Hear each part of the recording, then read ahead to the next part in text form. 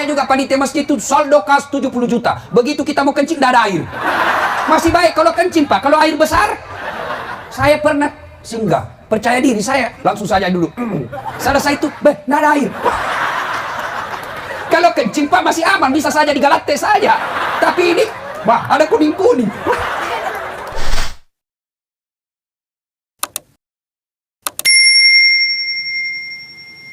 Pernah jatuh cinta? Pernah? Pernah? Oh, saya sering, Pak. Sampai sekarang masih sering jatuh cinta. Itu katanya waktu saya masih muda, kalau ada orang saya suka, jangankan saya lihat mukanya, saya dengar saja namanya disebut sudah bergeletar hati saya. Nah, bilang temanku, dum-dum gled. Apa itu dum-dum gled? Dumba-dumba gleter. Jangankan kulihat mukanya, dengar saja namanya. Bahaya, Masya Allah. Apakah namanya Allah mampu menggetarkan hati kita? Ternyata sangat sulit bangsa Indonesia sekarang ini bergetar hatinya. Kenapa? Dengar nama Allah banyak yang merasa terganggu. Dengar nama Allah banyak yang merasa tidak tenang. Mana buktinya? Azan. Dengar nama Allah, Allahu Akbar, Allahu Akbar. Jangan kencang-kencang, keras, tidak boleh keras-keras. Kecil saja, namanya panggilan harus keras. Mana bisa memanggil tidak keras? Bukan panggilan itu, bos. Bici. Si Bici. Si Bici namanya itu, bos. Namanya panggilan. Woi, dasar. Manggil namanya itu. Azan itu panggilan sholat, jadi harus keras.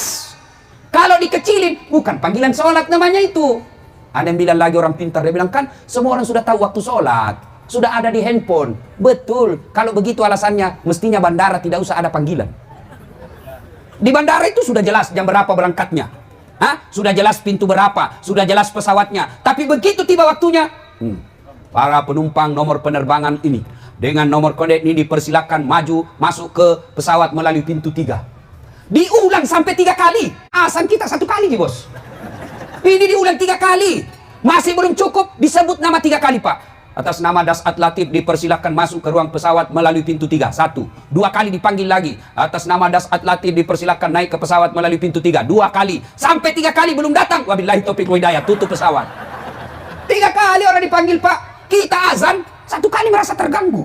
Bagaimana ceritanya ini orang merasa beriman? Nanti ketika di akhirat dia mengaku, saya beriman kepadamu ya Allah. Allah berfirman, kenapa paling kau merasa terganggu kalau azan? Seandainya azan itu sebut nama dasar, kan tidak. Nama-nama Allah. Allahu Akbar, Allahu Akbar. Ada yang bilang, mengganggu itu azan, jelek suaranya. Solusinya bukan dikecilkan. Solusinya apa? Solusinya ganti tukang azan yang baik suaranya. Karena ada juga tukang azan bikin jengkel suaranya. Makanya, itu masjid, Pak, bikin lomba. Bikin lomba, lomba azan. Juara 1 gaji. Yang ada panitia masjid di sini gaji itu tukang azan. Jangan simpan uangnya orang jadi saldo. Salah itu panitia masjid kalau ada bikin saldo. Oh, berarti banyak masjid di sini bikin saldo. Wah, ini salah ini panitia masjid itu. Salah kok, bos. Kau di blender nanti itu kalau mati kok. Jangan simpan uangnya orang. Banyak juga panitia masjid itu saldo kas 70 juta. Begitu kita mau kencing, tidak ada air. Masih baik kalau kencing, Pak. Kalau air besar, saya pernah singgah. Percaya diri saya, langsung saja dulu. Selesai itu, tidak ada air. Kalau kencing, Pak, masih aman, bisa saja digalate saja. Tapi ini, ada kuning-kuning. Ini kesalahan panitia masjid. Jangan simpan suannya orang. Gaji, bikin sayembara, Muharram, bikin sayembara, azan, lomba azan, parade Muhammad dalam rangka semarak Muharram. Oh, luar biasa. Mau dekat-dekat pilpres ini jangan terima sogok, Pak. Kalau ada yang mau sogok, kalau mau bantu negara baik, rekam, lapor di polisi. Polisi juga jangan mau disogok. Ya langsung lapang 6 atur damai. Bleh. Itu polisi India, bukan polisi Republik Indonesia. Itu polisi India kalau ada film, Pak, terakhir ini baru datang. Mati bisa penjahat baru datang. Apa lagi? Bapak saudara-saudara sekalian, nah kembali tadi ya, jangan simpan uangnya orang, Pak. Bikin itu bermanfaat. Kalau Bapak simpan jadi saldo, kapan itu manfaat? Pada saat dijadikan pembangunan, dibelikan tegel. Selama tegel dipakai, orang yang menyumbang dapat pahala. Tapi kalau uang disimpan saldo, maka yang menyumbang tidak jalan amalnya, Pak. Jangan Bapak simpan. Sudah bangun masjid itu, sudah selesai, tidak ada perbaikan, maka cari masjid yang mau dibangun. Tinggal diumumkan, saudara-saudara sekalian jamaah, ini ada saldo 30 juta. Tinggal hanya mengendap, tidak jalan uangnya Bapak. Maka kita bantu masjid tetangga desa. Tidak ada yang keberatan. Bahkan boleh bantu anak sekolah. Misal ada di sekolah itu, di kampung kita, kita percaya dia baik, agamanya bagus, jujur, mau sekolah, cerdas, tapi tidak ada duitnya, boleh dikasih uang masjid. Termasuk janda-janda tua. Kalau janda muda tidak usah, masih kuat cari uang. Ini bapak-bapak kalau bicara janda langsung senyum. Cule-cule, nah. Dapat tujuhmu. Mau lemak bene, nama sakak benemu. Sudah dikunci leher, dan bisa goyang. Baik kalau kunci leher disimpan meja kuncinya, masih bisa diambil. Ini kunci leher dibuang di Sungai Tando. Ya, bikin lomba azan ya, supaya bagus yang azan. Bapak Ibu, tanda orang beriman yang pertama, apabila dia dengar nama Allah bergetar hatinya. Bagaimana hati mau bergetar kalau kita sering mempermainkan nama Allah? Mana disebut mempermainkan namanya Allah? Mana disebut mempermainkan namanya Allah?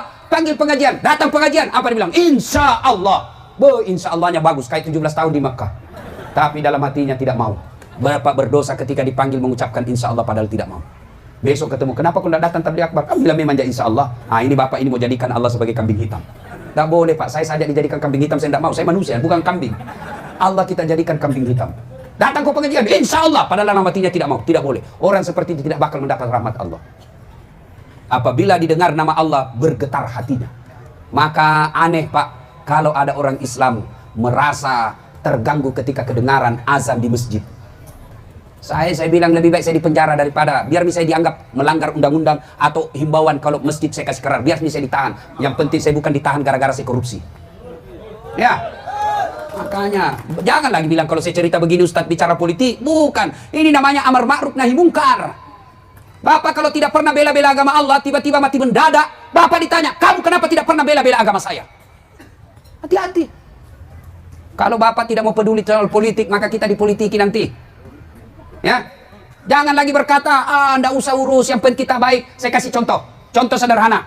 Ada preman tobat, bersahabat dengan remaja masjid. Ini remaja masjid, panitia masjid, bersahabat dengan preman tobat. Ini preman tobat, tiba-tiba dia datang sama ini Ustadz, remaja masjid. Ustadz, ada di kampung kita ini bangun warung, tapi minum-minuman keras na jual. Apa nak bilang ini Ustaz? Jangan mau kurusi. Yang penting kita tidak pergi minum di situ. Bulan depan lagi datang ini preman tobat. Pak Ustaz, tambah rame itu warung.